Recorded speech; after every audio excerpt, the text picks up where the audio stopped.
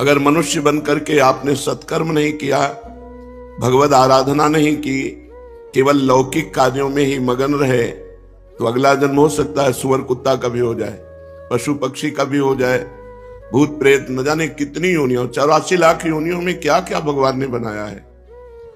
दुर्लभो मानुषो देहो, ये बड़ा दुर्लभ है मनुष्य शरीर, लेकिन क्षण भंगुरा, किसी भी क्षण मर सकते हो आप। ये ध्यान में रखने का विषय है। फांसी वाले को तो एक नियत समय है कि आपको कल 12 बजे फांसी दी जाएगी, लेकिन अपने को 12 मिनट का भी विश्वास नहीं है कि 12 मिनट में ही हमारा काम हो सकता है, हमारी आयु पूरी हो सकती है। दुर्लभो मानुषो देहो, देही नाम क्षण भंगुरा, पर यह है क्षण में नष्ट हो जाने वाली मनुष्य देही। इसमें एक कार्य है जो महान है, प्रायः सब लोग उससे विमुख रहते हैं। देखो, जितने भी कार्य किए जाते हैं वो सब सुख के लिए किए जाते हैं। हमारे अंदर एक मांग होती है कि हमें निरंतर अक्षुण्ण सुख मिले, जो कभी दुख का मुख न देखना पड़े। सब करते सुख के लिए है, लेकिन परिणाम दुख क्यों मिलता है? दुख कोई नहीं चाहता, ना चाहने पर भी दुख भोगना पड़ता है। ये दुख कहां से आ गया? हमारे कर्म परिणाम से। हम जो भगवान, शास्त्र, संत इनकी वाणी के अनुसार ना चल करके केवल मनमानी आचरण किए, वो मनमानी आचरण पाप कर्म बन गए, और वो पाप कर्म का परिणाम दुख होता है, पुण्य कर्म का परिणाम सुख होता है। हम करते हैं शास्त्र विरुद्ध आचरण, पाप कर्म, तो हमें सुख कहां से मिल सकता है? इसलिए मनुष्य देही में बहुत सावधान होकर हमको भगवद अर्थ कर्म करने चाहिए। भगवद अर्थ न शुभ ना शुभ। जो शुभ कर्म है पुण्य, वो सोने की जंजीर से बंधा हुआ व्यक्ति है, और जो अशुभ कर्म है वो पाप, वो लोहे की जंजीर से बंधा हुआ है।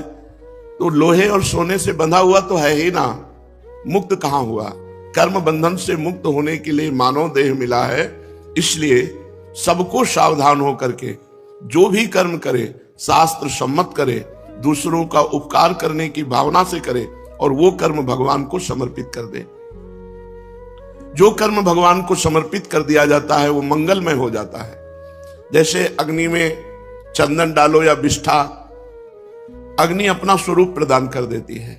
ऐसे ही संपूर्ण सृष्टि 3 गुणों से बनी हुई है, सतोगुण, रजोगुण, तमोगुण। ये तीनों मायामय गुण हैं, और इन्हीं गुणों के परिपाक से ही हमारे कर्म होते हैं।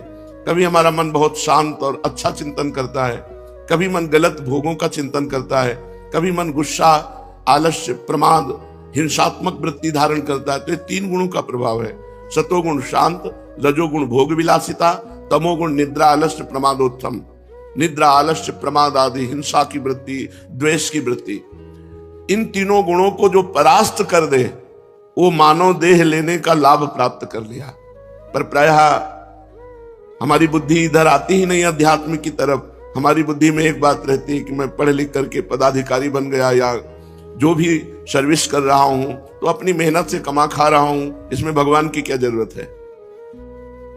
जब मैं अपनी मेहनत से कमा रहा हूं तो इसमें भगवान के भजन की या प्रार्थना की, आराधना की जरूरत क्या है? बस यही समाधान करना है कि हम यहां आए हुए हैं, ये हमारा घर नहीं है। ना पहले हम मनुष्य थे, ना आगे मनुष्य बनेंगे। ये बीच में मनुष्य देह मिली है। पत्नी, पुत्र, परिवार, ये सब श्री भगवान ने दिया है। और सही पूछो तो श्री भगवान ही इस रूप में आए हैं। जो पत्नी का शरीर है, जो पुत्र का शरीर है, वो धारण की हुई श्री भगवान विराजमान है।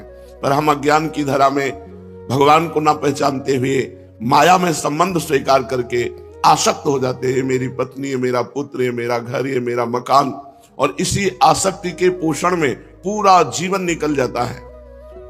अंतिम परिणाम में हाथ कुछ नहीं लगता। शरीर छूटने का जब समय आए तो आपने 50 वर्ष में जितनी धन संपत्ति कमाई है, उस संपत्ति को देकर अगर 1 सेकंड भी समय और बढ़ाना चाहे तो नहीं बढ़ेगा।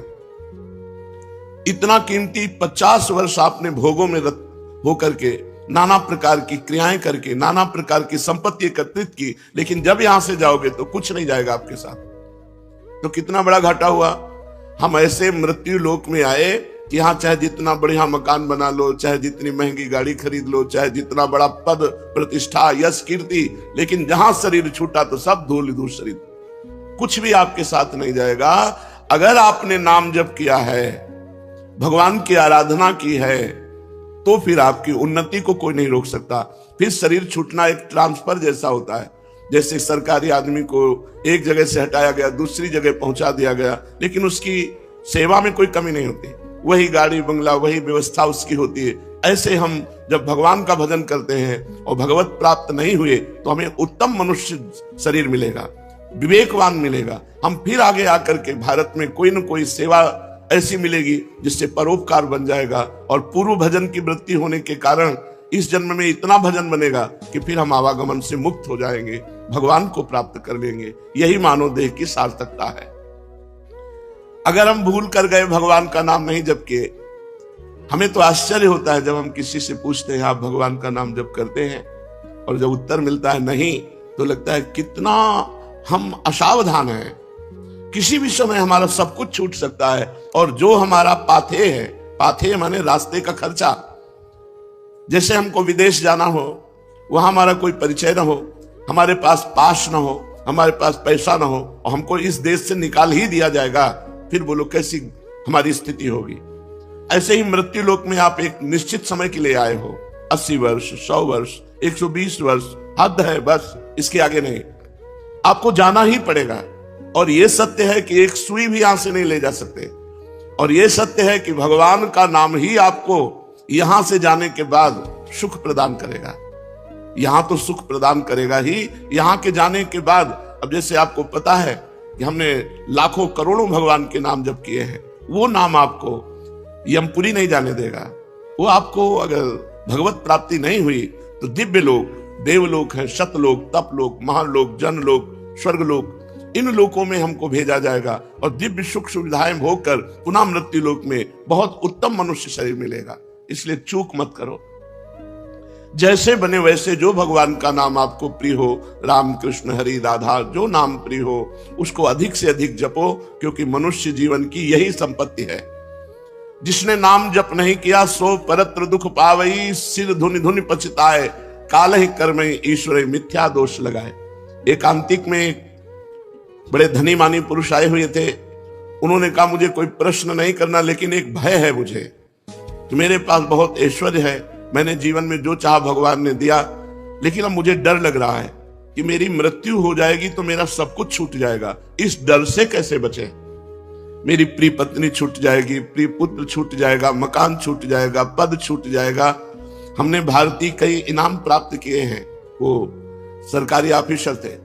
बोले मुझे बहुत भय लगता है, रात दिन अब भय लगने लगा, क्योंकि मैं वृद्ध हूं, तो मेरी अब आगे की जो गति है वो मृत्यु है।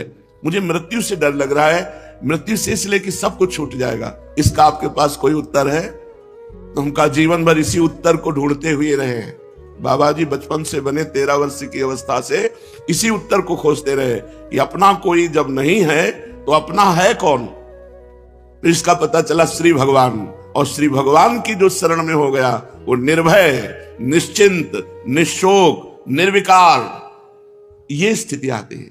कोई भय नहीं, कैसी भी परिस्थिति हो, भगवान के भक्त के हृदय में कभी भय नहीं होता। कैसी भी परिस्थिति हो, भगवान की आराधना करने वाले को कभी शोक नहीं होता। कैसी भी परिस्थिति आ जाए कभी चिंता नहीं होती, क्योंकि पता है मेरे भगवान हैं। श्री सीताराम दास जी महाराज बड़े सिद्ध महापुरुष हैं। वो कह रहे हैं नाम भगवान का परम तीर्थ है। यदि आप राधा राधा, कृष्ण कृष्ण, राम राम, हरि हरि ऐसा रट रहे हो तो आप किसी भी तीर्थ नहीं गए, तो आपको जाने की भी जरूरत नहीं। गंगा, यमुना, प्रयागराज, काशी, गोदावरी, जितने भी तीर्थ अपने भारत में हैं, उन सब तीर्थों को जो पवित्रता प्राप्त हुई है, पापी पुरुष के पाप का नाश करके पवित्र करने की, वो श्री भगवान से प्राप्त हुई है। और श्री भगवान के नाम में इतनी पवित्रता विराजमान है जो तीर्थों में भी नहीं है। इसलिए सीताराम दास जी महाराज कह रहे हैं नाम ही परम शुद्धि, सत्य शुद्धि करम नामो, नाम ज्ञान प्रदम स्मृतम, मुमुक्षूणाम मुक्ति प्रदम, कामिनाम सर्व कामनम। अगर आपको अपने पापों का नाश करके परम पवित्र सुखमय जीवन व्यतीत करना है तो किसी तीर्थ जाओ या ना जाओ, आप घर बैठे कुछ मिनट भगवान का नाम जप कर लो। देखो, जब हम शरीर छूटेगा और यमदूत हमको ले जाएंगे, यमराज के सामने पहुंचेंगे, ये पक्का है। आदमी भूला हुआ, वो सोच रहा मुझे जाना नहीं है। नहीं, रहे न रावण सम अभिमानी, हिरणाकश्यप सब वरदानी। यहां बड़े बड़े तपस्वी, योगी, यति सबको मरना पड़ा है, मरना ही पड़ेगा। इसका नाम मृत्यु लोक है। ये काल का कसाईवाड़ा है, सब काटे जाओगे। हाँ, काटने का कुछ अलग अलग विधान, किसी का दिल फेल हो गया, किसी की किडनी फेल हो गई, किसी का एक्सीडेंट हो गया, किसी को कुछ हो गया, ये निमित्त बनता है, लेकिन जाना यहां से सबको है। अगर यमराज के खाते में आपके 100 नाम भी हैं कि आपने 100 नाम जप किए हैं, 108 नाम जप किए, इतने से ही काम हो जाएगा। एक नाम की कीमत पूरा त्रिभुवन नहीं है, तो आपने जब 100 नाम जप किए हैं तो आपका मंगल हो जाएगा। इसीलिए हम प्रार्थना करते हैं कि 24 घंटे में 24 मिनट भगवान को दे दीजिए।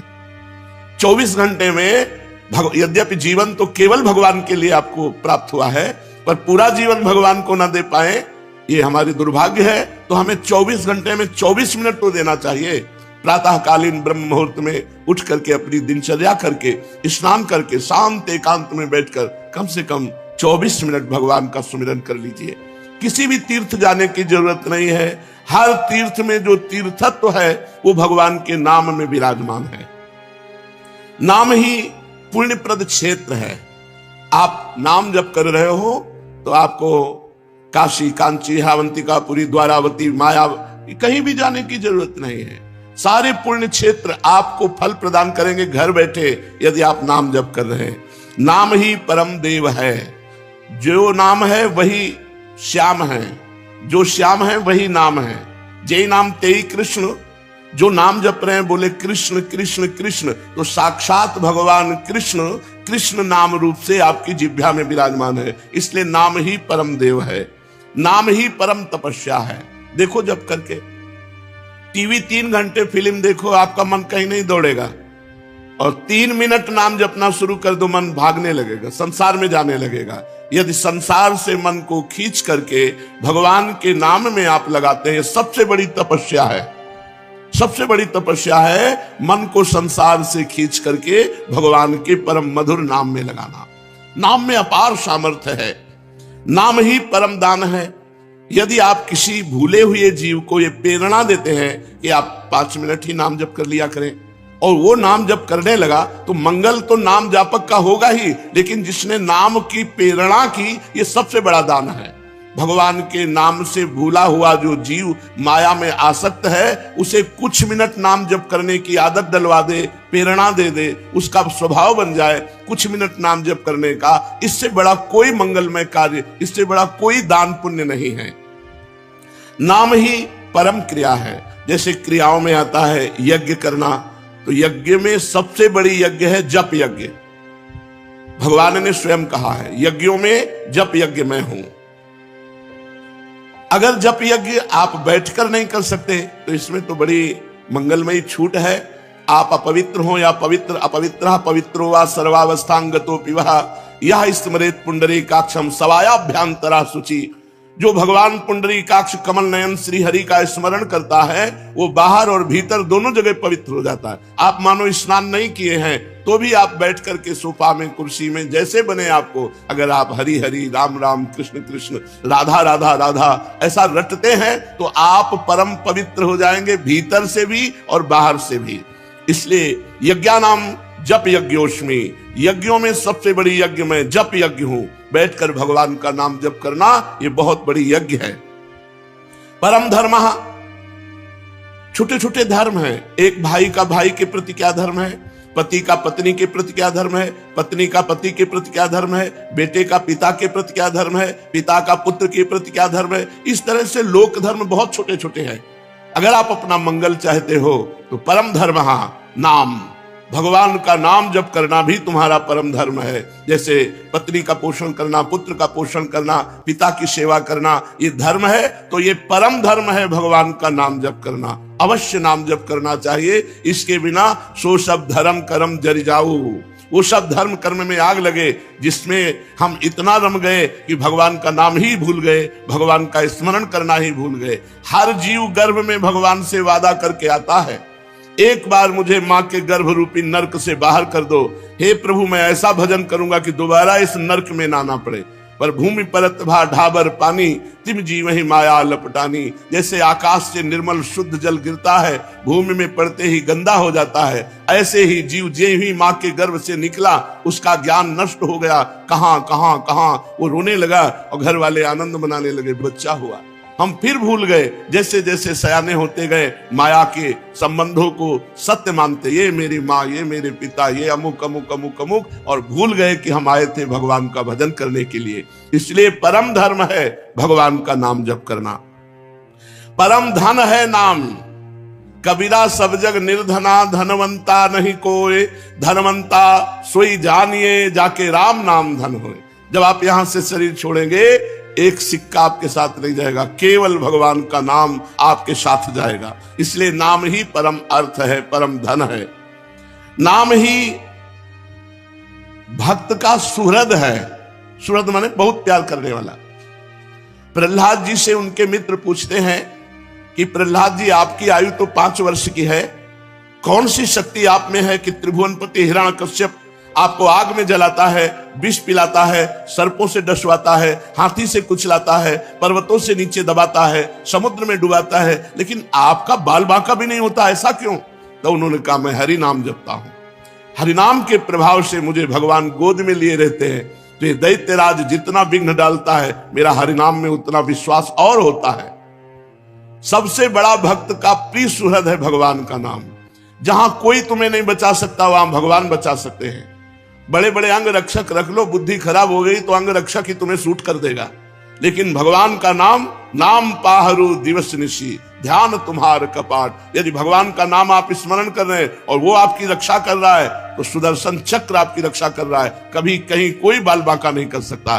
भगवान का नाम भक्त का परम सुहृद है, मित्र है, और इस संसार के दुखों से मोक्ष केवल भगवान का नाम दिला सकता है। आज कलयुग है, कलयुग में कोई अन्य साधनाएं पुष्ट नहीं हो सकती। कलयुग केवल नाम आधारा, सुमिर सुमिर नर उतर ही पारा। केवल भगवान का नाम, इसमें पैसा नहीं लगता भाई। इसमें पैसा देना हो तो परेशानी हो कि भाई ये धनी लोग ही ले सकते हैं नाम। नाम में पैसा दिखा, केवल तुम्हें समय देना, वो भी अगर बैठकर नहीं दे सकते तो चलते फिरते, उठते बैठते, खाते पीते, कार्य करते आप भगवान के नाम का स्मरण कर सकते हैं। अरे प्रीतम, तुम डर क्यों रहे हो? तुम केवल मेरा नाम लो। देखो, तुम्हें किसी से नहीं डरना, मैं वो हूं। मेरे डर से अग्नि प्रज्वलित होती है, मेरे डर से सूर्य तपता है, मेरे डर से देवराज इंद्र अपना कार्य करते हैं, वायु देवता अपना कार्य करते हैं, मृत्यु देवता अपना कार्य करते हैं। मेरे भक्त को कोई भयभीत नहीं कर सकता, श्री भगवान के वचन। इसलिए किसी की ताकत नहीं कि मेरे भक्त का मंगल कर सके। तुम व्यर्था चिंता मत करो। ऐ देहधारी, केवल तू मेरा नाम जप कर और फिर देख तेरे में कितनी दिव्य शक्ति आ जाती है। कुछ मत सोच, निर्भय रहे, केवल मन लगे या ना लगे जिह्वा से नाम ले, राधा राधा राधा, मन लगे ना लगे। कुछ लोगों का प्रश्न रहता है कि यदि मन ना लगे, हमारा मन भजन में नहीं लगता और फिर हम भजन करते हैं तो क्या लाभ मिलेगा? तो मन लगे ना लगे, जब भोजन पाओगे तो तुम्हारा पेट भर जाएगा कि नहीं भर जाएगा? मन लगे ना लगे, रास्ता चलोगे तो लक्ष्य प्राप्त हो जाएगा कि नहीं हो जाएगा? ऐसे ही मन लगे ना लगे, आप राधा राधा बोलोगे, आपको भगवत प्राप्ति निश्चित हो जाएगी, आपके दुखों का नाश हो जाएगा। अरे प्रीतम, तुझे भगवान कितना प्यार करते हैं तुझे पता नहीं। सच्ची मानिए, भगवान ने सबको फ्री वायु दी है, फ्री आकाश अवकाश दिया है, पृथ्वी में वास दिया है, मानव देह दिया है, जल दिया है। किसका टैक्स है? किसकी फीस लेते हैं भगवान? लेकिन आप भगवान का स्मरण नहीं करेंगे तो दुर्गति को प्राप्त हो जाएंगे। अरे प्रीतम, तेरी आकांक्षा पूर्ण करने के लिए मैं समर्थ हूं। तू जो चाहेगा मैं तुझे दूंगा, पर तू मेरा नाम जप कर। भगवान कितना प्यार करते हैं, जो हमको जिस बात को हम भूले हुए हैं उस बात को समझा रहे हैं। मैं सदैव तेरे पास रहता हूं, तू जानता नहीं है। कोई ऐसा नहीं जिसके पास भगवान ना हो, क्योंकि सर्वत्र भगवान है। तो जहां मैं हूं वहां भगवान है, सबके भगवान है तो मेरे भी भगवान है, सब समय में भगवान है तो जिस समय में जहां हूं उस समय भी भगवान है, सबके भीतर है, हमारे भी भीतर है। हम कभी एक क्षण भी भगवान से अलग नहीं रहते, पर हम भगवान का चिंतन नहीं करते, इसलिए अनुभव नहीं होता। तूने कामिनी की चाह की स्त्री की तो मैं तेरी स्त्री बनकर तेरे पास बैठ गया। पक्की बात, पक्की बात। जब सृष्टि नहीं थी तब केवल श्री भगवान थे, जब सृष्टि नहीं रहेगी तो केवल श्री भगवान रहेंगे, तो बीच में जो कुछ है वो सब श्री भगवान ही बने हुए हैं। वेद कहता है एकोहम बहुश्यामः, मैं एक बहुत रूपों में हो जाऊं, ऐसा परमात्मा ने संकल्प किया तो वही परमात्मा स्त्री बन गया, पुरुष बन गया, जड़ बन गया, चैतन्य बन गया, अच्छा बन गया, बुरा बन गया। भगवान कह रहे हैं अय प्रीतम, अय प्यारे, तूने कामना की स्त्री की तो मैं स्त्री बन गया। जो जो तू कामना करता है मैं वही पदार्थ बन जाता हूं, वही व्यक्ति बन जाता हूं, वही वस्तु बन जाता हूं। इसलिए तुझे कह रहा हूं कब तक तू कामना करता रहेगा मेरे को भूल करके, इसलिए मेरा स्मरण कर और कामनाओं का त्याग कर, तो मैं तेरे समीप ही हूं, तुझे ऐसा अनुभव हो जाएगा। जिस देह से तू ममता करता है, इस ढांचे से, पांच भौतिक शरीर से, तू देह नहीं है। चाहे जो कोई कितना विद्वान हो, बुद्धिमान हो, कोई 50 वर्ष से शरीर में रह रहा है, कोई 40 वर्ष से रह रहा है, कोई 30 वर्ष से रह रहा है। पूछो तुम अपने को जानते हो? बड़े बुद्धिमान बनते हो, बड़े ज्ञानी बनते हो, अपने को जानते हो? तो कहेगा हाँ जानते हैं, मैं अमुक जगह जन्म लिया हूं, मैं अमुक। नहीं, ये तो देह का परिचय दे रहे हो, ये तो ढांचे का परिचय दे रहे हो। जो 3.5 हाथ का ढांचा है तुम्हारे हाथ से, इसका तुम परिचय दे रहे हो। इसमें जो तुम रह रहे हो वो कौन हो? उत्तर नहीं है।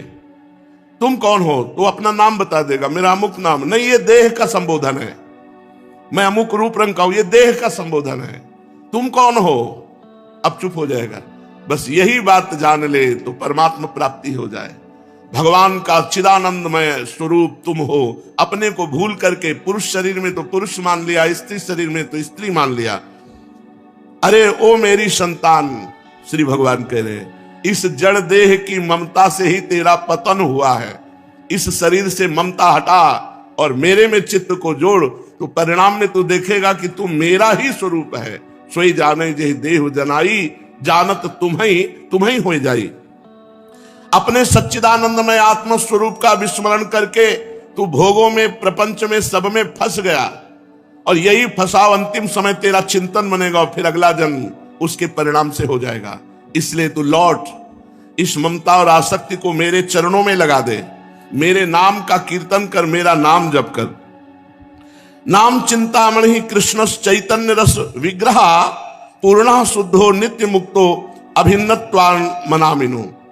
नाम ही भगवान का चिंतामणि है। जो जितना नाम जप करता है, जो चाहेगा वो प्राप्त हो जाएगा, पर नाम पहले पाप का नाश करता है। यहां की जितनी चाहते हैं सब झूठी हैं, सच्ची मान लीजिए। एक कामना की पूर्ति होती है, 2 समस्याएं खड़ी हो जाती है, 2 की पूर्ति होती है, 4 समस्याएं। कब तक हम लगे रहेंगे इसमें? और इसके बाद मृत्यु आ जाती, भारी समस्या, सब छूट गया, फिर नई दुकान, नया मकान, नई विद्या, नया ज्ञान। कब तक भटकते रहेंगे? अनादिकाल से हमारा जन्म होता रहा, हर जन्म में मानते रहिए मेरा परिवार है, हर परिवार छूटता रहा। अब हम कम से कम मानव देह जो मिला है इसे आखिरी कर ले। भजन के द्वारा, भगवत चिंतन के द्वारा हम ये चाह करें कि एक बार तो श्री भगवान को देखें, एक बार तो भगवान का साक्षात्कार करें। पर जीव ऐसा भूला हुआ है कि चाह ही नहीं है कि भगवान से मिले। तो भगवान का नाम चिंतामणि है। यदि आप लौकिक पदार्थ भी चाहते हो तो वो पुण्य के बल से प्राप्त होते हैं। तो सबसे बड़ा पुण्य है भगवान का नाम। खूब भगवान का नाम जप करो। नाम चैतन्य रस विग्रह, भगवान का चिदानंद स्वरूप नाम है कृष्ण। ये कृष्ण चिदानंद में जप कर देखो, बड़ा ज्ञान समाया हुआ है। जो राम राम नहीं कह पाते थे, मरा मरा मरा उल्टा जपे, वो ब्रह्म ज्ञानी हो गए। वो भगवान के पावन चरित्र को रचा वाल्मीकि रामायण में। अगर हम सीधे राम राम जप रहे हैं, राधा राधा जप रहे हैं, तो हमें कौन सा ज्ञान नहीं प्राप्त हो जाएगा? चैतन्य रस विग्रह, पूर्ण शुद्ध, नित्य मुक्तो अभिन्न स्वान नाम नामिनो। नामी और नाम अभेद है, भगवान और भगवान का नाम अभेद है। अगर हम नाम जप कर रहे हैं तो मानो भगवान कृष्ण ही कृष्ण नाम के रूप से हमारी जिह्वा में, मानो राधा किशोरी ही राधा नाम से हमारी जिह्वा में विराजमान है। अये शरीरधारी, तू केवल नाम ले, किसी रोग में इतनी बड़ी सामर्थ्य नहीं कि तुझे परास्त कर सके। सच्ची कहता हूं, अगर भगवान नाम का आश्रय ना हो तो दुर्गति हो जाए। ये नाम की महिमा से तुम्हें कह रहे, कोई भी बड़े से बड़ा रोग उसे परास्त नहीं कर सकता जो भगवान का नाम जप कर रहा है, जो भगवान की भक्ति से युक्त है, जो भगवान के आश्रय से। और शोक, चाहे सब कुछ नष्ट हो जाए तो भी भगवान का नाम जप करने वाले के हृदय में शोक नहीं होता। दुख ज्वाला, हमने देखा कि जब हमें अधिक पीड़ा होती तो किशोरी जो हमें अधिक सुख देती है, इतना आनंद अंदर से दे देती है कि बाहर शरीर का दुख हमें पीड़ा नहीं पहुंचा पाता। यदि आप दुख से बचना चाहते हो तो भगवान नाम का निरंतर रटन करो, नहीं तो ये संसार ऐसा है, इतनी ओवर थिंकिंग बढ़ती चली जाएगी कि आपको डिप्रेशन में पहुंचा देगी। अगर नाम जप नहीं करोगे, सत्कर्म नहीं करोगे, भगवत आराधना नहीं करोगे तो तुम्हारा मन ही तुम्हें क्लेश देने के लिए उतारू हो जाएगा, तुम्हारा मन ही तुम्हें भयभीत कर देगा, तुम्हारा मन ही तुम्हें गंदी आदतों में फंसाकर तुम्हें नष्ट कर देगा। इसलिए भगवान नाम, चाहे वो जो नाम प्रिय हो या गुरुदेव के द्वारा मिला हो, उसे खूब जपिए। जो गतिविहीन है, जो भोगी है, जो रोगी है, जो परद्रोही है, जिसमें न ज्ञान है, न वैराग्य है, न भक्ति है, जो धर्माचार शून्य है, यदि वो भी केवल नाम जप करने लगे, कुछ नहीं है अध्यात्म का, शरीर भी पीड़ा युक्त है, मन भी पीड़ा युक्त है, और अगर नाम जप करना शुरू कर दे तो समस्त पीड़ाओं से मुक्त हो जाएगा। देख लो जप करके, कोई भी रोग शोक पाप ताप साप उसको व्यापता नहीं है जो भगवान के नाम में रत रहता है। बस नाम जपना कठिन है, मन नहीं लगता नाम जपने में, इसमें रुचि नहीं होती। अगर हो जाए तो लोक परलोक के सारे सुख तुम्हारे चरणों में रहेंगे और जीवन परमानंद में हो जाएगा। मृत्यु का भय खत्म हो जाता है। भगवान के भक्त की मृत्यु कैसे होती है? जैसे विशाल गजराज हाथी के गले से फूलों की माला टूट जाए, उसे पता भी न चले, ऐसे भगवान के भक्त की मृत्यु होती। नहीं तो जन्मत मरत दुसा दुख होई, बड़ा भयानक दुख होता है मृत्यु के समय, और मृत्यु आने के पहले न जाने कितने दुख पीड़ा पहुंचाते हैं। इसलिए सबसे प्रार्थना है, जितना बन सके अधिक से अधिक भगवान का मंगलमय नाम जप करो। अरे वो प्रीतम, मेरा नाम बड़ा मीठा है, बस तुम निरंतर लो। नाम मीठा है, हमें मीठा नहीं लगता। तो जैसे पित्त बढ़ जाए तो मिश्री मीठी होती है, पर मुंह में डालो तो कड़वी लगेगी क्योंकि पित्त बढ़ रहा है, और उसी मिश्री को रोज नियम से खाओ तो पित्त का शमन हो जाएगा और मिश्री मीठी लगने लगेगी। ऐसे ही हमें अविद्या रोग लग गया है, हमारा अज्ञान बढ़ गया है, भोग वासना बढ़ गई है, तो हमें राधा नाम सुधा रसम दसी तुम, जो राधा नाम अमृत है, अच्छा नहीं लगता। लेकिन भगवान नाम एकांत शांत बैठकर जप करने में नहीं लगेगा। अगर आप जपने लगो तो अविद्या का नाश हो जाएगा। जैसे मिश्री नियम से पाओ तो पित्त का समन होकर मीठी लगने लगेगी, ऐसे ही भगवान नाम मीठा लगने लगेगा। जिसको भगवान नाम मीठा लगने लगा, मानो भवरोग नष्ट हो चुका है। अब प्रेम उसके हृदय में जागृत होगा और वो सतरति सतरति सा लोकांत तारयति, वो स्वयं तर जाएगा, स्वयं तर जाएगा, लोगों को तार देगा। भगवान का भजन करने वाले में अपार सामर्थ्य होती है।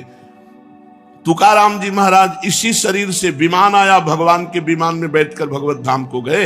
ये नाम का प्रताप। वो इतने नाम प्रेमी थे, हर समय नाम जप करते थे, विठ्ठल विठ्ठल विठ्ठल। महाराष्ट्र में भगवान विठ्ठल रूप से विराजमान है। वो जहां चरण रख देते वहां की भूमि बोलती विठ्ठल विठ्ठल विठ्ठल। ऐसा उनका निरंतर नाम जप का प्रभाव था, और बड़े चमत्कार नाम जप से। वीर शिवाजी महाराज दर्शन करने के लिए तुकाराम जी के पास गए, तो संत दर्शन की एक मर्यादा है कि आप अपने वैभव को ना दिखाएं, वहां दैन्य भाव से जाएं। तो राजा होते हुए भी शिवाजी ना सिर पर पाग, ना चरणों में पादुका, हाथ जोड़कर सादी पोशाक पहनकर, और 2 अंगरक्षक वो भी गेट में छोड़ दिए, अकेले जाकर तुकाराम जी के चरणों में प्रणाम किया। तुकाराम जी केशव विठ्ठल विठ्ठल विठ्ठल, माधव विठ्ठल विठ्ठल विठ्ठल, वो कीर्तन में मगन थे। इतने में मुगल सैनिकों को पता चला कि शिवाजी बिना सैनिकों के तुकाराम जी के पास गए हैं। उन्होंने सोचा बहुत अच्छा अवसर इनको बंदी बना लेने का। गुप्तचर लगे हुए थे, तुरंत सूचना मिली तो जो अंगरक्षक गेट में खड़े थे वो अंदर गए और कान में लगकर शिवाजी से कहा कि मुगलों को पता चल गया है कि आप यहाँ आ गए हैं, तुरंत यहाँ से हट जाइए, नहीं तो आपको बंदी बना लेंगे। शिवाजी ने कहा बाहर जाओ। तुकाराम जी की तरफ देखा, उनका विठ्ठल विठ्ठल विठ्ठल, बैठे रहो और वो भगवान नाम कीर्तन कर रहे हैं। देखो नाम कीर्तन का अमोघ प्रभाव। मुगल सेना आई पूरी, अंगरक्षक तो गुप्त रूप से हो गए, वो मंदिर में गए, केवल तुकाराम जी ही दिखाई दिए, वहां शिवाजी दिखाई ही नहीं दिए। मुगलों की आंखों में शिवाजी दिखाई नहीं दिए, सामने बैठे रहे, हिले नहीं, निर्भय होकर के। पूरे मंदिर में ढूंढा, जब नहीं मिले तो उनका गलत सूचना मिली और वो वापस चले गए। और वो वैसे ही कीर्तन में बैठे रहे, तुकाराम जी कीर्तन कर रहे, सामने शिवाजी, लेकिन कोई मुगल शिवाजी को नहीं देख पा रहे, मुगल सैनिक। ये भगवान नाम का अद्भुत चमत्कार। जो भगवान नाम का जप करते हैं उनमें अपार सामर्थ्य होती है। एक बार कबीरदास जी को जो मुगल सम्राट था उसने बंदी बना लिया। उनकी मां को कुछ विद्वान जनों ने कि तुम्हारा लड़का देखो राम राम कहता है, उचित होगा कि वो अपने धर्म का नाम उच्चारण करे, इसलिए तुम बादशाह से यदि कह दो तो वो तुम्हारे धर्म की बात मानेगा। वो बूढ़ी माँ, उनको समझ में आया कि ठीक बात कह रहे हो। बादशाह से विद्वानों ने निंदा करके कबीरदास जी के लिए विपरीत भावना भर दी, बंदी बना लिए गए कबीरदास जी। तो इनसे कहा कि तुम इस नाम को छोड़ो। उन्होंने कहा नहीं, जो लगन लग गई अब वो छूटने वाली नहीं, तो उनका ऐसे हाथी से रौंदा दो। तो कबीरदास जी के दोनों हाथ ऐसे जमीन पे रखकर बांध दिए गए, खूंटे में ऐसे ऐसे गाड़कर रस्सी से ऐसे बांध के, और सामने से मतवाला हाथी दौड़ाया गया। तो हाथी जे ही आता तो बस जब 4 कदम दूर रह जाता तो बड़ी जोर से चिघार कर वापस लौट जाता। बादशाह ने कहा क्यों हाथी रौंदता क्यों नहीं? महावत से कहा। महावत ने कहा कबीरदास की जगह में एक बबर शेर दिखाई देता है, इसलिए हाथी वापस आ जाता है। बादशाह ने कहा तुम झूठी बात कहते हो, मैं स्वयं चढ़कर देखूंगा। और जब हाथी पर सवार हुए और जे ही उनको रौंदने के लिए आगे बढ़ाया तो देखा बबर शेर, तो वापस आती भगवान नरसिंह स्वयं वहां प्रकट हो गए अपने नाम जापक की रक्षा के लिए। फिर दूसरी चाल चली, कबीरदास जी को जैसे प्रहलाद जी को होली में दहन किया, ऐसे कबीरदास जी को जलाने का प्रयास किया। पूरा लकड़ियों का ढेर लगा दिया, बीच में कबीरदास जी को विराजमान कर दिया और आग लगा दी। राम राम राम राम राम, एक भी रोमा नहीं झुलसा, पूरी लकड़ियां भस्म हो गई कबीरदास जी की। ये कथा हमको पुष्टता प्रदान करती है कि हमें किसी भी दुख में, किसी भी संकट में, कोई भी माया के काम क्रोध लोभ फंसा ना सके, हम भगवान का नाम जप करें। नाम में अपार सामर्थ्य है। ओ प्रीतम, तेरे सब दुख दूर करने के लिए मेरा नाम समर्थ है। तू नाम ले, केवल चिंता मत कर, मैं तेरे भीतर बाहर सब कुछ देख लूंगा। भगवान कहते हैं भीतर तुम्हारे विकारों को मैं देख लूंगा और बाहर तुम्हारे विरोधियों को देख लूंगा, तुम केवल मेरा नाम जप करो। कितने कृपालु भगवान हैं। जो संपत्ति शिव रावण ही, दीन दिए दशमाथ, सोई संपदा विभूषण ही, सकुच दीन रघुनाथ। मस्तक काट काट करके भगवान शंकर को प्रसन्न करके लंका प्राप्त की थी रावण ने। भगवान की शरण में गए तो जाते ही समुद्र का जल लेकर भगवान ने अभिषिक्त कर दिया और लंकेश कहकर विभूषण को संबोधन किया। जो संपदा इतनी बड़ी तपस्या की रावण ने अपने सिर काट के भगवान शिव को दिए, वो सकुच करके रघुनाथ जी ने विभीषण को दी। ऐसा कृपालु भगवान का स्वभाव है। कह रहे तेरे भीतर बाहर मैं सुख प्रदान करूंगा, तेरे भीतरी शत्रुओं को, बाहरी शत्रुओं को मैं देख लूंगा। जब भगवान कह रहे हैं तो अपने को क्या परेशानी? अपने को तो केवल नाम जप करना है और अपने कर्तव्य कर्म को करना है। आप जो भी कर्तव्य कर्म करते हैं वो भगवान की पूजा हो जाएगी यदि नाम जप करते हुए करें, भगवान का स्मरण करते हुए करें। देख, तू बीच बीच में मेरे को देखकर पुलकित हो जाएगा। जब नाम जापक खूब नाम जप करता है तो उसे भगवान के दर्शन होने लगते। वो जिधर देखता है उसे भगवान श्याम सुंदर मुस्कुराते हुए नजर आते। ये कथा नहीं है, ये जीवन है। आप अपने जीवन को भगवान को समर्पित कीजिए और नाम जप कीजिए, देखिए आपको भगवान का दर्शन होता है कि नहीं। भगवान यही है, भगवान सब में है, भगवान सब रूपों में है, भगवान सब समय में है। बस केवल आप नाम जप कीजिए, फिर आप देख लेंगे। मेरे सरस स्पर्श से अनुक्षण तू पुलकित रहेगा। तेरी आंखें जगत को नहीं देख पाएंगी, मेरे को देखेंगी। इसलिए आनंदमय मैं तुझसे सत्य कह रहा हूं, तू केवल मेरा नाम जप कर। अरे अपने को तू भूल गया है, तू मेरा बच्चा है। भगवान कह रहे तू मेरा अंश है। ममई वांशो जीव लोके जीव भूता सनातना, मना कष्टानेन्द्रियाणि प्रकृतिस्थानि कर्षति। मन और 5 ज्ञानेंद्रियों के चक्कर में फंस करके तू अपने को भूल गया। हमारा जो स्वरूप है वो भगवत स्वरूप है, हम भगवान के अंश है।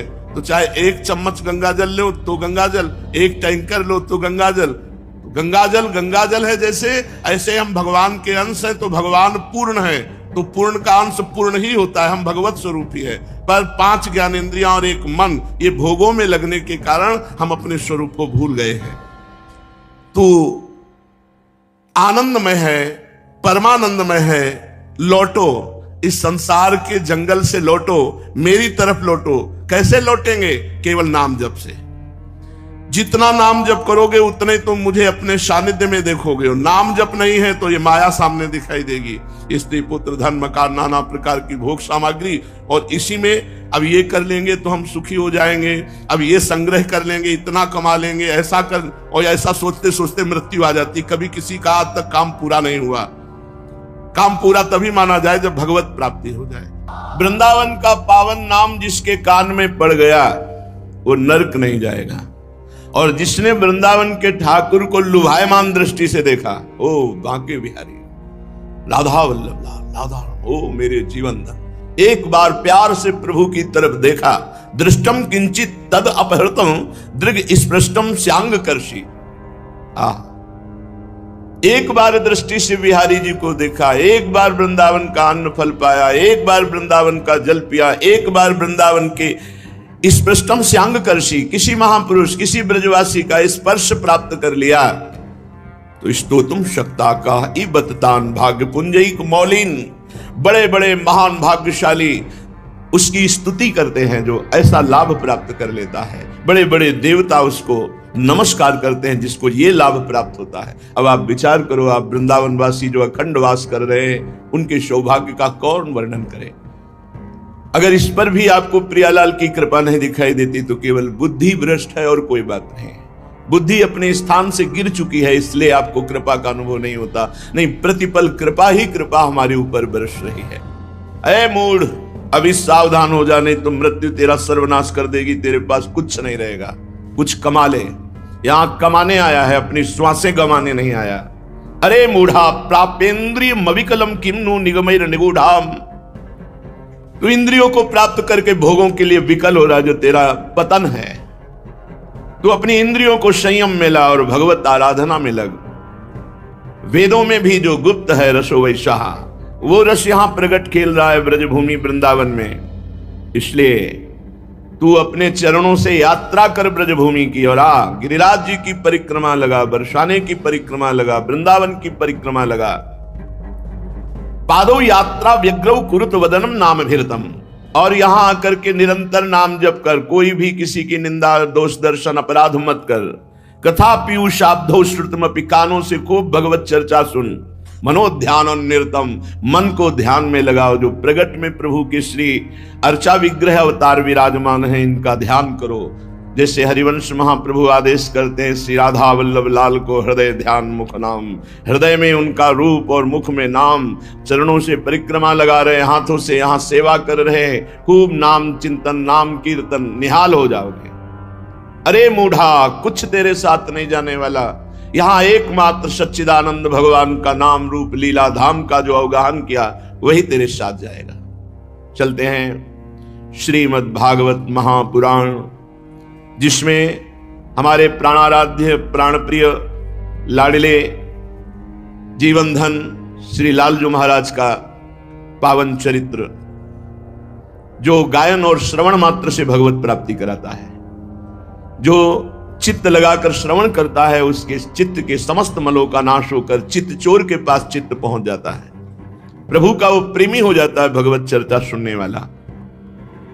प्रसंग चल रहा है श्री महाभागवत परम तपस्वी भगवान के विशेष कृपा पात्र वसुदेव जी, जिनको पिता बनने का सौभाग्य प्राप्त हुआ, नंद ग्रह से योग माया रूपी कन्या को लेकर के कंस के कारागार के समीप आते हैं। सब बेसुध पड़े हुए, जीव ही अंदर प्रवेश हुए, दरवाजा बंद, ताला लॉक हो गया, पहरेदार जग गए। कन्या को देवकी जी की गोद में पधराया। गोद में पधराते ही कन्या रो पड़ी। नवजात शिशु की रोने की ध्वनि सुनकर पहरेदार चौंक गए। लड़खड़ाते हुए भागते हुए भोजराज कंस के पास गए और कहा, देवकी को 8वीं संतान हुई है। बस इसी बात का इंतजार कंस कर रहा था, क्योंकि आकाशवाणी ने कहा था, देवकी की 8वीं संतान तेरी मृत्यु का, तेरे सर्वनाश का कारण बनेगी। कंस बड़ी आकुलता और घबराहट के साथ द्वारपालों की बात सुनते ही कूद पड़ा, सूतिका गृह की ओर झपटा। मेरे काल का जन्म हुआ है, भयभीत होता जा रहा है, विकल होता जा रहा है। बाल बिखर गए, कई बार लड़खड़ा कर रास्ते में गिरा। बंदी गृह में पहुंचने पर देवकी जी ने देखा, ये राक्षस आ रहा है जो हमारे हर बच्चे का काल हुआ है। कहने को तो ये भाई है, पर ये राक्षस है। अपने मन के क्रोध को दबाकर हाथ जोड़कर कहा, भैया मेरे तुम बड़े हितैषी हो। जब बचपन में हमने कोई बात कही तो आपने तुरंत उसकी पूर्ति की है। मेरा क्या अपराध हो गया जो आप मुझे दुख पर दुख देते जा रहे हैं? हथकड़ी बेड़ियों से जकड़ दिया, मेरे लाडले पुत्रों को मार दिया। आकाशवाणी ने कहा था कि पुत्र होगा, देखो ये कन्या है, अभी तो बच्ची है, तुम्हें नहीं मारना चाहिए। भैया दैववश तुमने बहुत से अग्नि के समान तेजस्वी बालक मेरे मार डाले, केवल कन्या बची है। मैं तुमसे भिक्षा मांगती हूं कि ये कन्या को मत मारो। मैं बहुत दीन हूं, तुम मेरे प्यारे समर्थ भाई हो और मुझे बहुत प्यार करते हो। मैं मंदभागिनी हूं माना, पर ये आखिरी संतान तो मुझे दे दो। कन्या को अपनी छाती से लगाकर देवकी जी ऐसी विनय कर रही कंस से, पर उस क्रूर कर्मा दुष्ट हृदय कंस के हृदय में कोई भी परिवर्तन नहीं। कन्या का ऐसे पैर पकड़ा और जबरदस्ती से छीन लिया और एक चट्टान पर प्रहार किया। पैर पकड़कर कन्या का स्वार्थ ने अंधा कर दिया था, परंतु कन्या कोई साधारण कन्या नहीं, महाशक्ति है।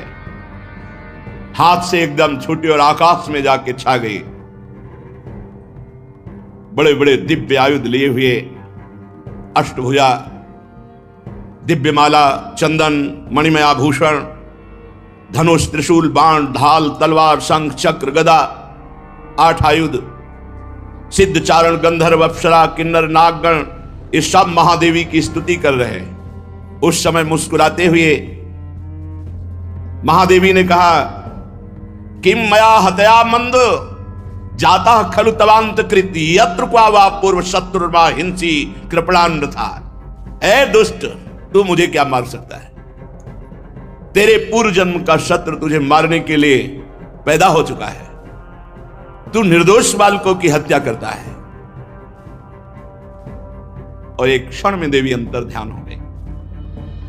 कंस देवी की बात सुनकर आश्चर्य में पड़ गया। 8वां पुत्र होना था, कन्या हुई, और ये देवी कह रही तेरे मारने वाला कहीं पैदा होगा। और आकाशवाणी ने कहा था मेरे मारने वाला देवकी के गर्भ से पैदा होगा। बुद्धि काम नहीं कर रही।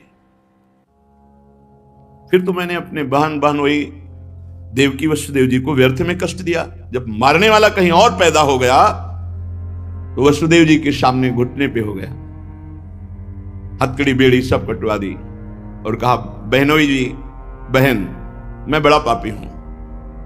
मैं अपने स्वार्थ में अंधा होकर आपके बच्चों को मार डाला, मुझे बहुत खेद है। मैं इतना दुष्ट हूं कि करुणा का तो मेरे में लेश ही नहीं है। मैं कैसे बताऊं कि मैं कैसा कठोर हृदय का हूं। ये कभी कभी दुष्ट आत्मा भी धर्मात्मा का नाटक करने लगते हैं। ये नाटक कर रहा है, कोई दया नहीं, कोई शुद्धि बुद्धि की नहीं हुई, ये केवल नाटक कर रहा है। मैं दुष्ट हूं, मैं पापी हूं, मैं कठोर हूं, मुझे भले नरक जाना पड़े, पर तुम मुझे क्षमा कर दो। पर मुझे यह समझ में नहीं आता कि विधाता कैसे झूठ बोलता है। आकाशवाणी ने कहा था देवकी की गर्भ में पैदा होगा मेरे मारने वाला, वो तो पैदा हो गया, गोकुल पहुंच गया। मुझे विश्वास नहीं हो रहा कि सत्य है क्या। तुम दोनों महात्मा हो, मुझे क्षमा करो, तुम्हें मैंने पुत्र शोक दिया, ऐसा मानो कि तुम्हारे ही कर्म का फल था। बड़ा ज्ञान बघार रहा है। कौन कहू कि सुख दुख कर दाता, निज कृत कर्म भोग सुन भ्राता। तुम्हारे ही कर्मों का फल था जो तुम्हारे पुत्रों को मारने के लिए मुझे निमित्त बनाया गया। देखो वसुदेव जी, मिट्टी के बने हुए पदार्थ जो बनते हैं वो बिगड़ते भी हैं। हाँ, शरीर बनता बिगड़ता है और जीवात्मा तो अजर अमर है। कितना सुंदर ज्ञान बघा रहा है कंस।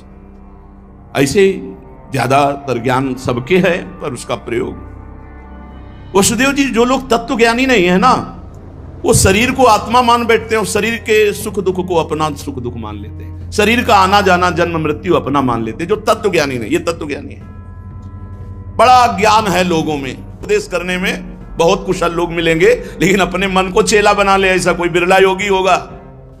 जो अपने मन को उपदेश दे करके सही रास्ते पे चलावे, वही उपदेष्टा, वही गुरु। प्रभु के चरणारविंद की तरफ अपनी वृत्ति को ले जाने की कोशिश कीजिए। उस व्यक्ति से ऐसे कठोर वचन बोल दिए जाते हैं जो हृदय को चुभते रहते हैं। बाहर का डंडा लगा है, पिटाई हुई तो 2-4 दिन में ठीक हो जाएगा। ये हजारों दोषों की पंक्तियां यहां हैं। कोई कह दे हम निर्दोष हैं, हमें लगता है कि यही सबसे बड़ा दोष है। नहीं तो अंदर देखा जाए ना, तो क्रम क्रम से धीरे धीरे निर्दोष हुआ जा रहा है। क्रोध वेग सह गए तो वाणी और मन और शरीर के द्वारा जो हिंसा का वेग है उससे बच जाएंगे। फिर कह रहे हैं उदर वेगम, उदर वेग भूख। और आपको सच्ची कहते हैं कि कई कई दिन भोजन न मिलने पर भी शरीर में गंगा जल के कारण कभी कमी महसूस नहीं। जब पेट में भरपेट भोजन ही नहीं है ना, तो और कुछ चिंतन ही नहीं रहा। यौवन अवस्था, जवानी ऐसे भगवान ने काटी है कि याद ही नहीं रहा कि संसार का कोई सुख होता है। शासन में ले लिए तो जनेन्द्री को आप शासन में ले लेंगे, और अगर रसेंद्री को शासन में ले लिया तो जनेन्द्री को शासन में ले सके। कुत्सितवाद, वाचो वेगम, वाणी के वेग को शासन में लीजिए। और मनशाह, मनोवेगम, मन का वेग आता है।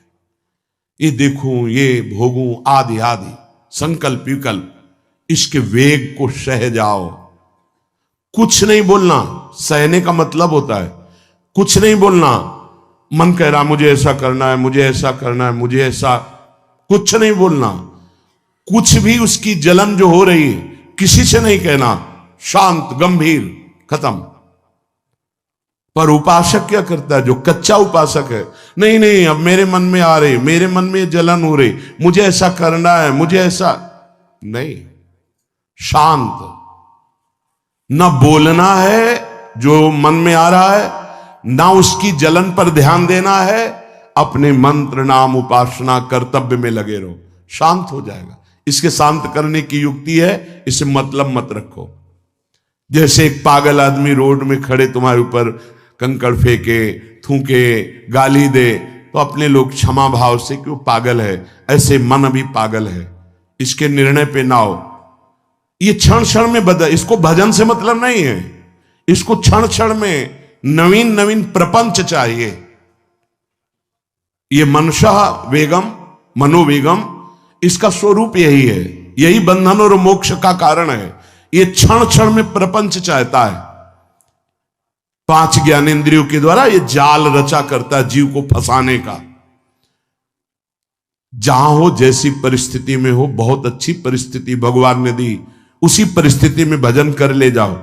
परिस्थिति बदलने की जरूरत नहीं है, भजन करने की जरूरत है। भजन कर ले गए तो स्थिति बदल जाएगी, परिस्थिति नहीं। परिस्थितियां कहीं भी अनुकूल नहीं होती, स्थिति अनुकूल बनाई जाती। भजन के द्वारा स्थिति। जीवन में कभी कोई परिस्थिति ही ऐसी नहीं रही जिसमें भजन किया जा सके। जीवन में पूरे, अगर पूरे जीवन के तारतम्य को देखते हैं तो एक कष्ट की वेदी पर स्वाहा ही स्वाहा होता रहा है। जीवन की आहुति केवल कष्ट पर, और आज भी कष्ट ही कष्ट। फिर आप सोचोगे सुख किसे कहते हैं? ऐसे कांटों वाले पेड़ पर ऐसा सुगंधित फूल खिलता है कि जिससे परमात्मा मुग्ध हो जाता है। जीवात्मा नहीं, परमात्मा मुग्ध हो जाता है। वो ये मार्ग है। उस सुमन को लेकर वो अपने श्रृंगार में लगा लेते हैं। सुमन, सुंदर मन, ये कांटों पे खिलता है, जैसे गुलाब का फूल कांटों पे नहीं खिलता, हाँ ये कांटे हैं। हर द्वंद की पीड़ा को सहता हुआ जो उपासक आगे बढ़ता है तब सुमन खिलता है। उस सुमन को प्रियाजू अपने केश पास पे धारण करती है, उस सुमन को प्रियाजू अपने कर कमल में लेती है। अगर आप सहना नहीं सीखे, मांगे बनी रही हृदय की, ऐसा हो तो भजन हो सकता है, ऐसा हो तो भजन, तो लिख लो आप।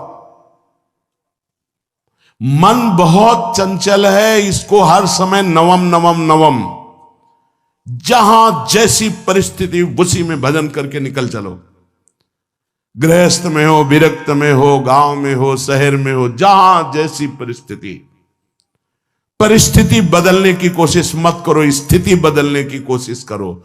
जिनको लगता है परिस्थिति बदल जाएगी तो भजन होने लगेगा, नहीं, भजन होने लगेगा तो किसी भी परिस्थिति में भजन होने लगेगा। भजन नहीं तो किसी भी परिस्थिति में नहीं होगा, पक्का समझ लीजिए।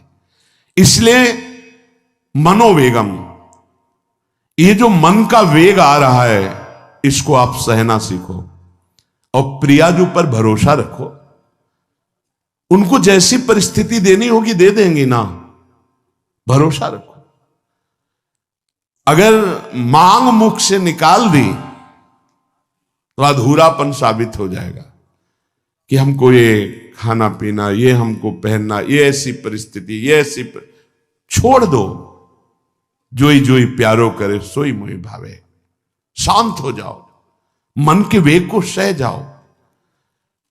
क्रोध वेगम, महाप्रभु कह रहे कुत्सितवाद विकार ही, समस्त विकारों में प्रधान विकार होता है काम। काम से ही क्रोध का प्रादुर्भाव होता है। क्रोध एक वृत्ति है जो आने जाने वाली, स्थायी कोई नहीं है। जिस समय आपके अंदर क्रोध आए, इस समय मौन होकर हट जाइए वहां से, तुरंत जाकर थोड़ा ठंडा पानी पिए, प्रभु के चरणारविंद की तरफ अपनी वृत्ति को ले जाने की कोशिश कीजिए। उस व्यक्ति से चिंतन हटाइए जिससे क्रोध आ रहा है, उस व्यक्ति की उस क्रिया से चिंतन हटाइए जिससे क्रोध आ रहा है, हट जाइए। ये क्रोध का वेग अगर आता रहा तो भजन करने पर भी अनुभव नहीं हो पाएगा। एक बार अच्छे से क्रोध आ जाए, अंदर हृदय जल जाए, तो 1 महीने भजन के प्रभाव को रोक देता है पूज्य बाबा के उसमें। फिर आप अगर 12 बार साल में आ गया तो क्या अनुभव में आ गया। इसीलिए 20-20, 50-50 वर्ष हो रहे हैं, कुछ अनुभव में नहीं आ रहा। बहुत सावधान। क्रोध हमारा नाश करता है, किसी और का नहीं। हमारे भजन का, हमारे हृदय के आनंद का, हमारी वृत्ति का बड़ा हल्का स्वरूप हो जाता है क्रोधी पुरुष का। इसलिए क्रोध को सहना है, उसके वेग को सहना है। वाणी के वेग, मन के वेग और क्रोध के। अगर क्रोध के वेग को सह गए तो अगला है हिंसा का वेग, वो अपने आप सह जाओगे, क्योंकि क्रोध से ही हिंसा होती है।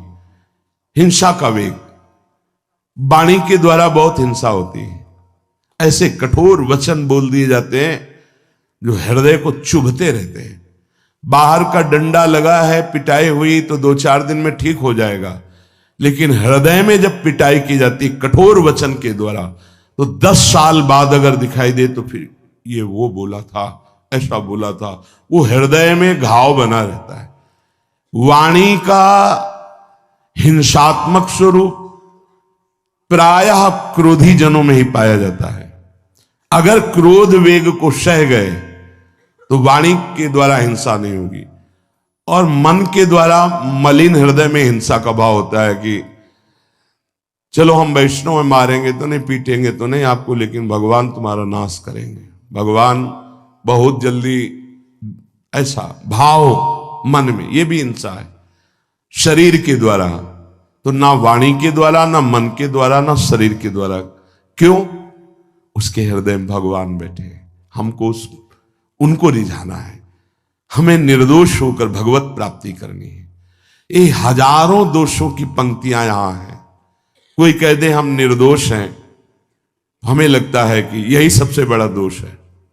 नहीं तो अंदर देखा जाए ना तो क्रम क्रम से धीरे धीरे निर्दोष हुआ जा रहा है प्रभु की कृपा से। कोई जन्म से निर्दोष नहीं होता, वो तो अवतार होते हैं भगवान के।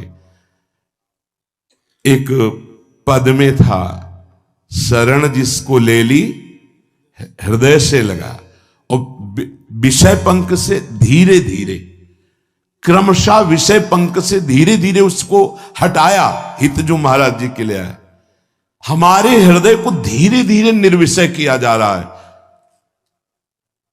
और सहत सहत बाढ़े भगत ग्रहतन गुरु हितगार, इन दोनों का मिलान कर धीरे धीरे सहाते सहाते हमें निर्विषय किया जा रहा है। आचार्य चरण इष्ट देव गुरुदेव कर रहे हैं, हमको राजी रहना है।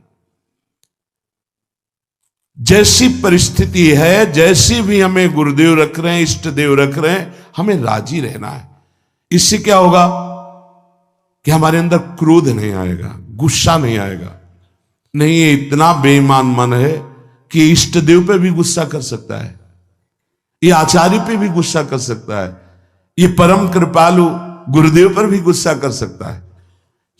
क्रोध वेग सह गए तो वाणी और मन और शरीर के द्वारा जो हिंसा का वेग है उससे बच जाएंगे। फिर कह रहे हैं उदर वेगम, उदर वेग भूख। आप लोगों को तो हमें लगता है कि इस वेग को सहना ही नहीं पड़ता।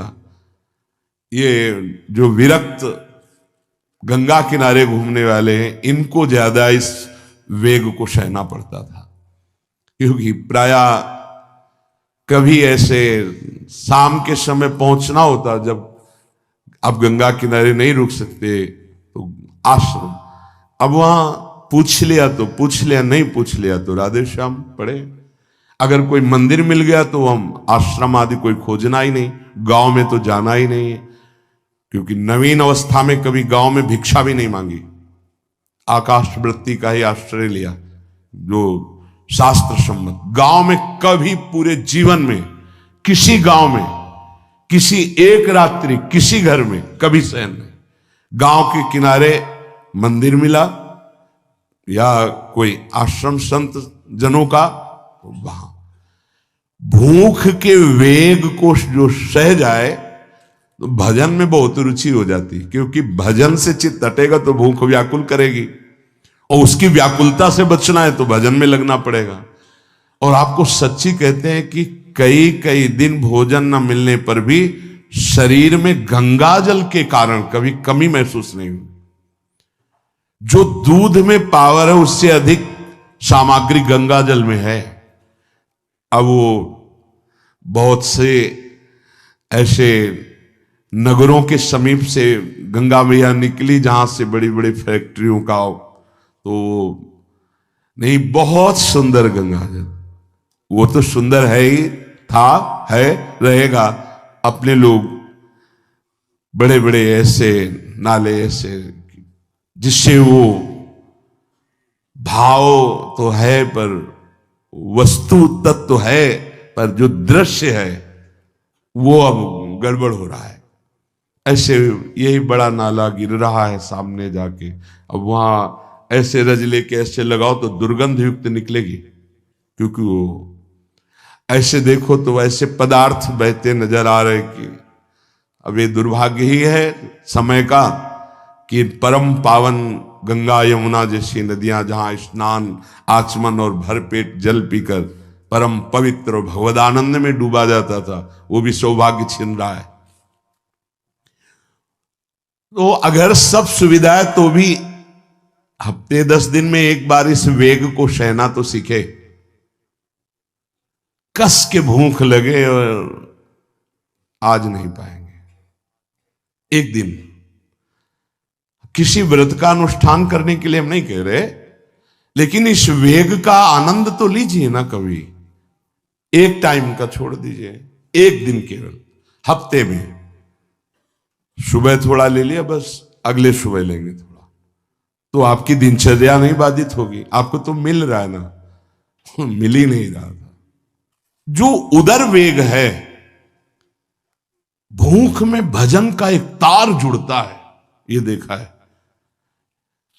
क्योंकि ना तो नींद आएगी और ना कहीं और कोई प्रपंच की गुंजाइश है।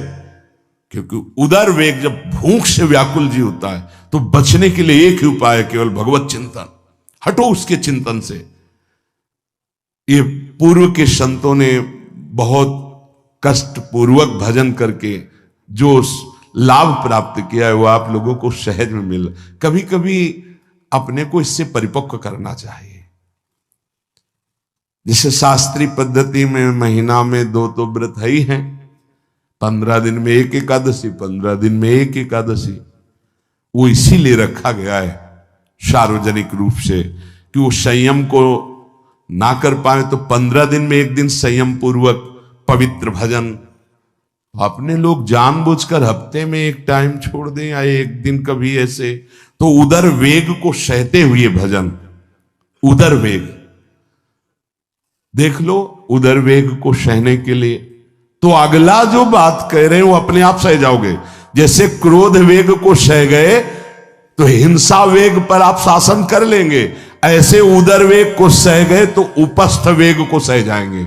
उपस्थ वेग कहते हैं जनेंद्री के कामोपभोग को।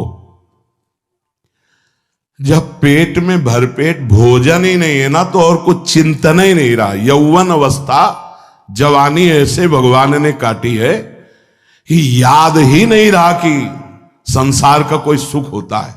वह एक लक्ष्य ब्रह्माकार वृत्ति कैसे कैसे तत्वबोध हो, बस कठिन से कठिन जहां वैराग्य की भूमिका वहां कूद जाना, उसी में स्थिति में आने की कोशिश करना, देह राग का त्याग करना, ये युद्ध चल रहा था। बड़ी कृपा है। उपस्थ वेग, इसका जनेंद्री का वेग आता है। जो स्कूल में आदतें जिनकी गंदी हो गई बच्चों की, फिर आगे वो संयम में उनको बहुत बाधा है। कई ऐसी क्रियाओं से वो जानकारियां रख लेते हैं कि जो अपना सर्वनाश करने के लिए पर्याप्त है।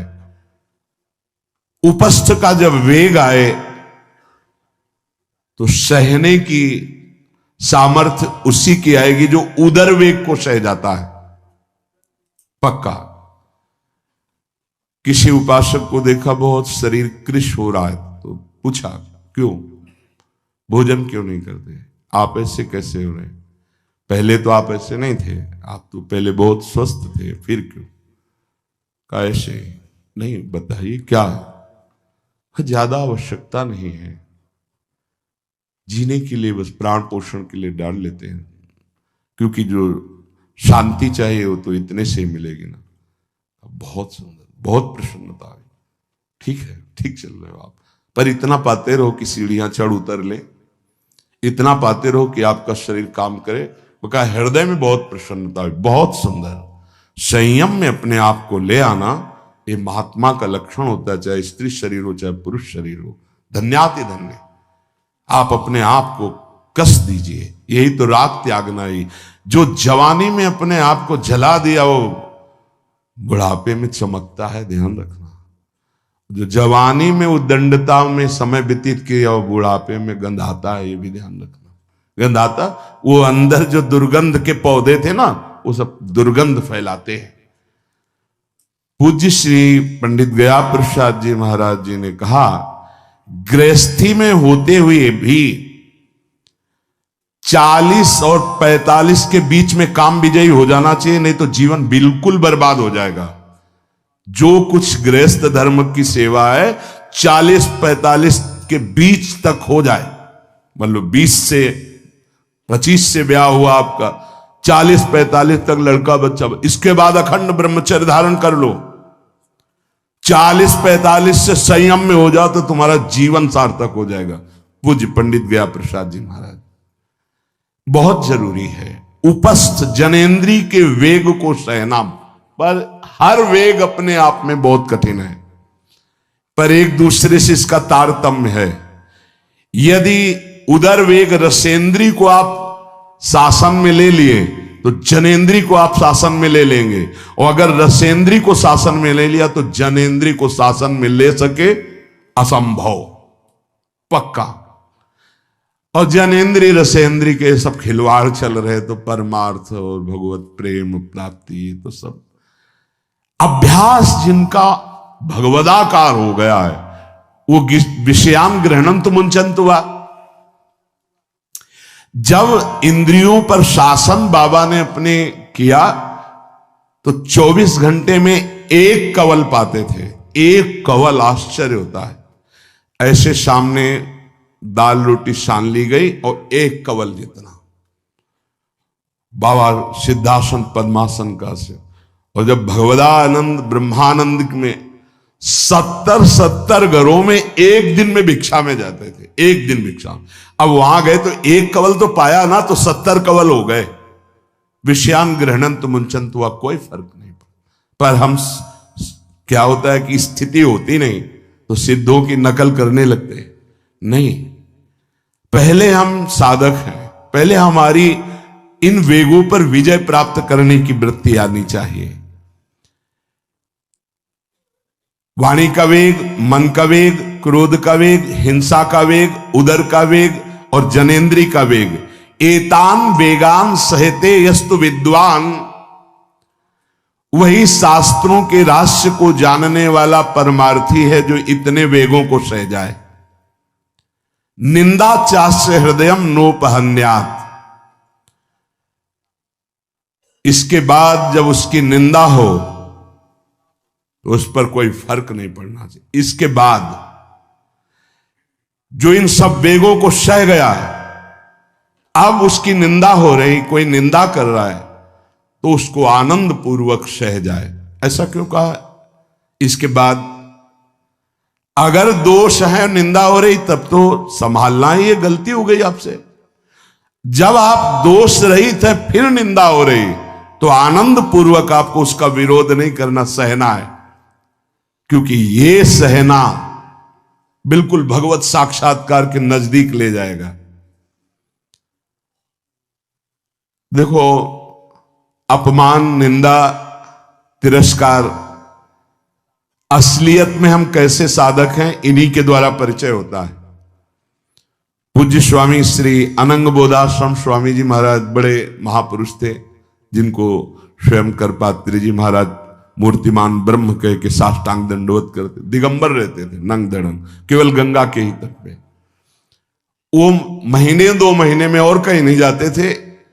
एक बड़े वकील साहब थे, वो भिक्षुकों को रोटी दाल ऐसे रोज बंटवाते थे, उनकी पंक्ति में लगने जाते थे। महीने 2 महीने में एक बार पंक्ति में लगते थे जाके, नंग धड़ंग, अवधूत वेश, जटाएं, और जरूर ऐसी चेष्टा करते थे जिससे उनको धक्का मुक्की लगा दी जाए। तो एक दिन गए, लाइन में खड़े हुए, फिर 2 लोगों को क्रॉस करके आगे लाइन में, फिर आगे लाइन, तो जो नौकर डंडा लिए खड़े थे उनका तुम्हें बार बार मना किया, 1-2 डंडे लगे, फिर आगे जाके खड़े हो, तो धक्का मारा, पीछे किया।